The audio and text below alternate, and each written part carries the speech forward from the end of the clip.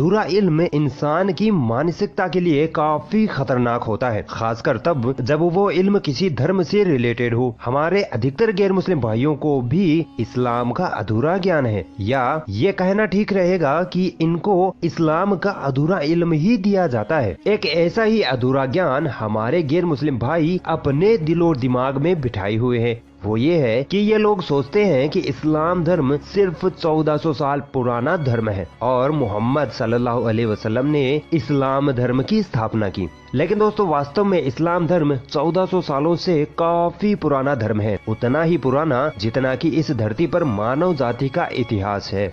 यानी जिस दिन इस धरती पर पहले इंसान ने कदम रखा था, तब से इस्लाम धर्म है। इसका प्रमाण ये है कि जब आप कुरान को पढ़ेंगे तो आपको कई जगह आदम और हव्वा का जिक्र मिलेगा, जो कि दुनिया के सबसे पहले मर्द और औरत थे और सारी मानव जाति के माता पिता थे।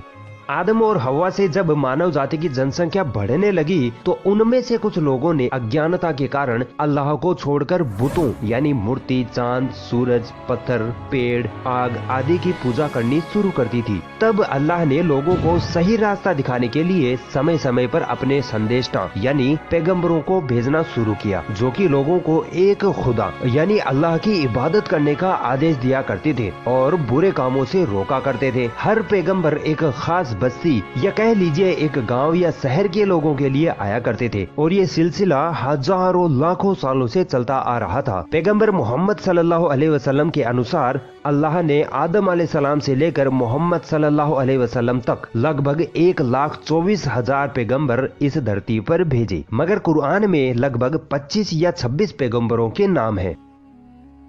दोस्तों, इस्लाम धर्म दुनिया का सबसे पुराना धर्म है। इसका प्रमाण देखिए, कुरान पैगंबर इब्राहिम अलैहिस्सलाम का जिक्र करता है, जो कि आज से लगभग 6 से 10 हजार साल पहले इस धरती पर आए थे। कुरान में पैगंबर नूह अलैहिस्सलाम का भी जिक्र है, जो कि आज से लगभग 5000 साल पहले इस धरती पर आए थे और इनसे हजारों सालों पहले न जाने कितने ही पैगंबर आ चुके थे। मोहम्मद सल्लल्लाहु अलैहि वसल्लम की बात की जाए तो वो सबसे आखिरी पैगंबर थे और मोहम्मद सल्लल्लाहु अलैहि वसल्लम वही संदेश लेकर आए थे जो बाकी के सारे पैगंबर लेकर आए थे, यानी कि एक खुदा की इबादत का संदेश। फर्क बस इतना सा था कि बाकी के पैगंबर एक खास बस्ती के लिए आते थे, जबकि अल्लाह ने मोहम्मद सल्लल्लाहु अलैहि वसल्लम को पूरी दुनिया के लोगों के लिए भेजा था। दोस्तों, आप ये सुनकर हैरान रह जाओगे कि ईसाई और यहूदी भी पहले मुसलमान हुआ करते थे, मगर इन्होंने अपने पैगंबरों क्रमशः ईसा अलैहिस्सलाम और मूसा अलैहिस्सलाम को अल्लाह का बेटा करार देकर अपना खुदा बना लिया था, जिसकी वजह से ये लोग इस्लाम धर्म से बाहर हो गए।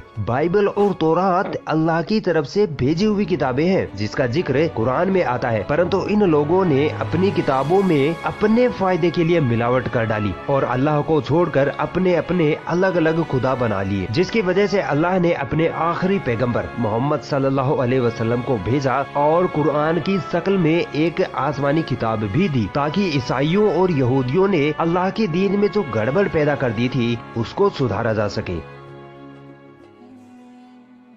दोस्तों, इस्लाम धर्म के दुनिया का सबसे पुराना धर्म होने का एक और प्रमाण ये भी देखिए, कुरान में कई ऐसी कौमों का जिक्र किया गया है जिनको अल्लाह ने उनके गुनाहों के चलते तबाह कर दिया था और ये कौमें मोहम्मद सल्लल्लाहु अलैहि वसल्लम से हजारों सालों पहले गुजर चुकी थी, जैसे कि कौम लूत, जो कि पैगंबर लूत अलैहिस्सलाम की कौम थी, और भी बहुत सारी कौमें थी जिनका वर्णन अल्लाह ने कुरान में किया है। दोस्तों, कुछ लोगों की ये भी गलतफहमी है कि वो ये सोचते हैं कि मोहम्मद सल्लल्लाहु अलैहि वसल्लम इस्लाम धर्म के संस्थापक हैं, हालांकि ये झूठ है। कुरान में कहीं पर भी मोहम्मद सल्लल्लाहु अलैहि वसल्लम को इस्लाम धर्म का संस्थापक नहीं बताया गया है और न ही मोहम्मद सल्लल्लाहु अलैहि वसल्लम ने खुद कभी ये दावा किया कि मैं इस्लाम धर्म का संस्थापक हूँ, बल्कि मोहम्मद सल्लल्लाहु अलैहि वसल्लम तो एक संदेशा यानी पैगंबर थे, जिन्होंने अल्लाह के आदेशों को सारी दुनिया तक पहुँचाने का कार्य किया। मुझे उम्मीद है कि अब हमारे गैर मुस्लिम भाई इस गलतफहमी को छोड़कर सच्चाई को स्वीकार करेंगे। अगर ये वीडियो आपको पसंद आई तो इस वीडियो को लाइक जरूर करें और भी ऐसी इंटरेस्टिंग वीडियोस देखने के लिए हमारा चैनल सब्सक्राइब जरूर करें और इस घंटे को भी दबाएं, ताकि जब भी हम कोई नई वीडियो डालें तो उसका नोटिफिकेशन आप तक सबसे पहले